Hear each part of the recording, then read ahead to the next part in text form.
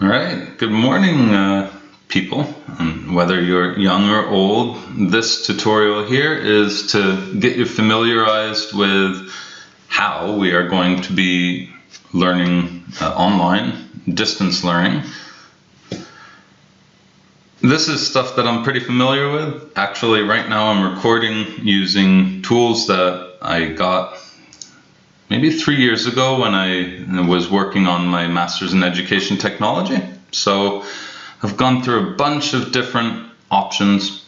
To me, this is what looks like the most usable tool for our current time.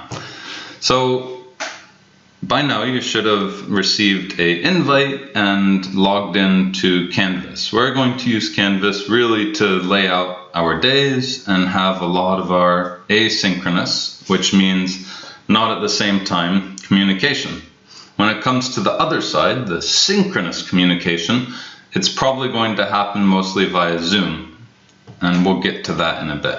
So this is about how to use your Canvas LMS, which stands for Learning Management System, to the best of your ability. Now you can see in my case, I've got quite a few courses up here. A number of them I am just starting to build for you guys, but the one that I want to go into with the L2 group specifically is this one right here. Illuminati confirmed. The Real School COVID-19 super secret hangout. We'll be keeping this as our main one. So just to show you, you can see here there is indicators of whether your course has announcements, which we are going to use. That's when the teacher wants to tell you something, provide you with content like a news feed. This is the assignments, and this is when an assignment is due or come up. It'll come up with a little number there. Discussions are a really big part of what we're doing, and that's this guy right here. And then files, which are basically the useful bits of errata that a course would have. So I'm going to click on the course and get you started here. You click and ta-da! Now you are in the Real School Super Secret Hangout. You're going to have to read through instructions a little more these days, and you can do that on your own time, but all of these blue things are links, and we're going to try to post any of the assignments or discussions in this section here, or challenges. I'm going to share a bit of the differentiation here. Assignments are kind of what we were doing in school anyway. We might reduce the number just for the start so that you guys feel comfy, and we'll see where that goes. But for now, it's the things that we are doing in our classes together. The discussions are really boards where we can share on a variety of topics. And then the challenges is going to be my favorite part. These are going to be different activities that allow you to complete projects at home with your parents or alone or with friends, however you decide. But we are going to be building out this section, and I can't wait to see what's going on there. There's a couple small pointers at the end. We are going to use a really standard way of evaluation called the holistic score. You can click there, or you can see what badges we've created so far about these different assignments and projects that we're doing. We're still building that up, so give us a moment. So once you're in your course, there's a whole bunch of things to press.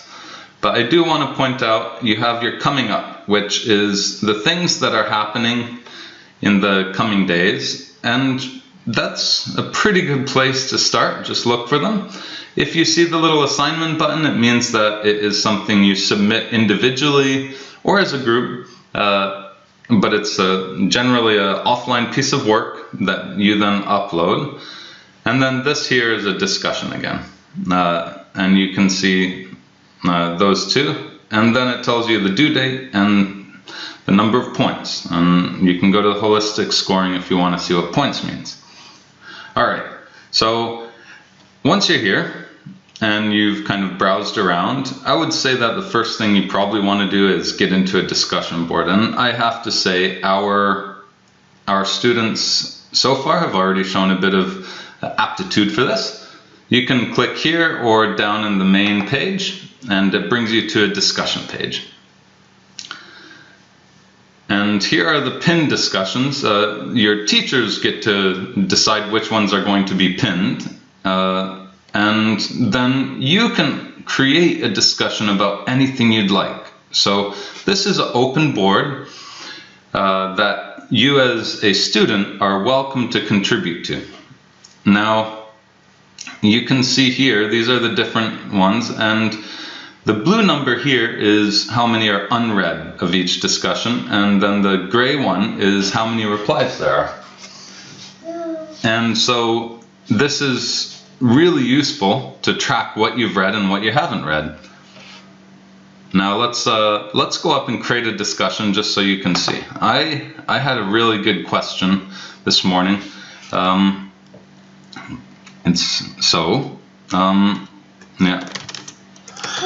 It's what does your learning space look like? Take a picture of your learning space, post it to this discussion.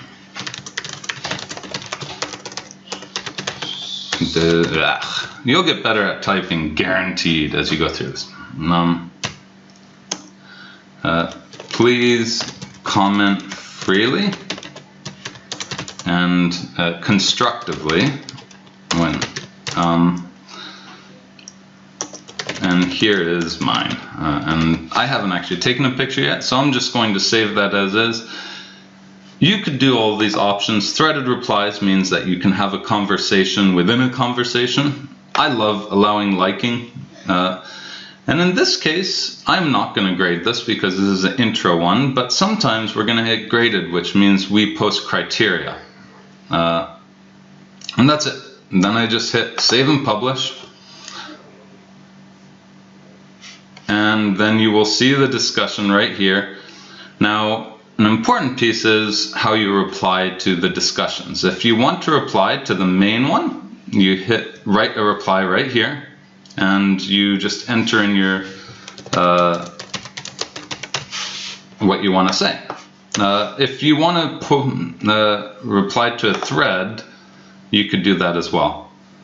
I'll just very quickly do that with a question that I think is pretty vital in these times. It is, do I like Peppa Pig? I've already responded to this, and you can see a lot of conversation here, a lot of strong feelings.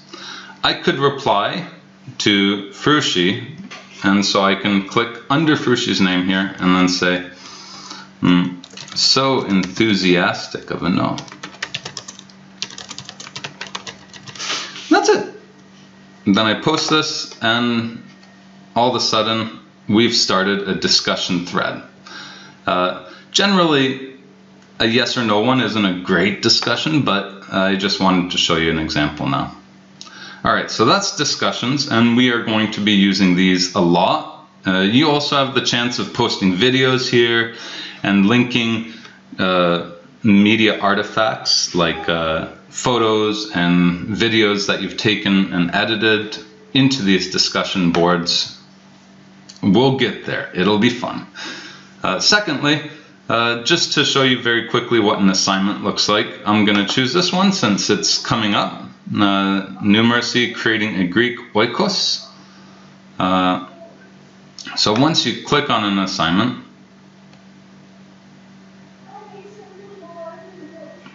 it usually loads quickly. Actually, there we go.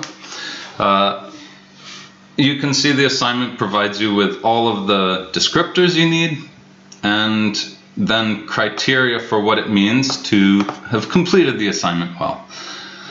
And this is essentially how we're going to be feeding back, is if you meet the criteria here, then you're in good shape. These are the instructions. This is what a quality completion looks like.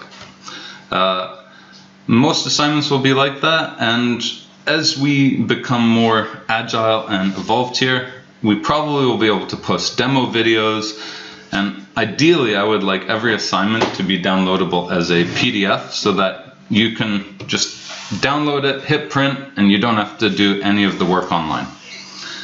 All right, that basically covers the intro stuff that you need. Now we can use the inbox here as a feature to send messages to people within any course. So you can say, okay, do I want to choose a specific course? So I'll look for the Super Secret Hideout, and now you can see I get an address book of everybody who's in this course. And that's super convenient because it's all in one place. So Arthur, here you go. And I'm just gonna say hello, just a test. Poor Arthur, he gets all the test things. I'm testing the internal email. Now, we also have Gmail, which is great, but this is all under one roof, which is convenient for us. Finally, you've got a calendar, and the calendar is awesome because it tells you what is happening each day, what is due each day, and your teachers will probably amend things because we can see here we've got a whole chunk of work due tomorrow. Some of them are simply you're going to click on a page and read it, and that's what these two are here when you see that little page icon. And then here we've got one for the wolves and one for everybody due tomorrow. Now we're working on figuring out how to create reasonable deadlines each week. Please provide feedback, and you know where you could put that? In a discussion board. Anyway, I think that's a reasonable start to everything. I'll just show you the second course, which hopefully gets a bit more bumping with the international community. This is the Ancient Greece board game creation, which we've already got some of the stuff on, and I'm hoping we can really continue to work on this as our big entrepreneurship project for this term. All right, thank you very much for a quick intro to Canvas. I hope it answered some of your questions. Have a good one.